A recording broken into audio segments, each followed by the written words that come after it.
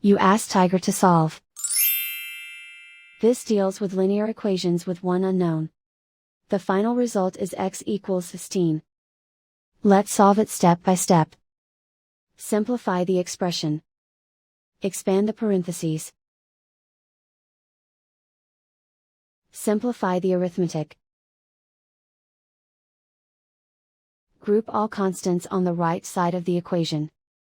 Subtract 42 from both sides. Simplify the arithmetic.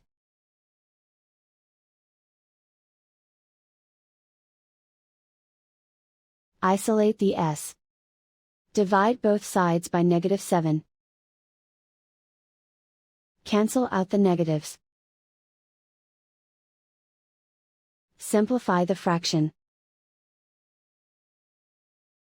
Cancel out the negatives.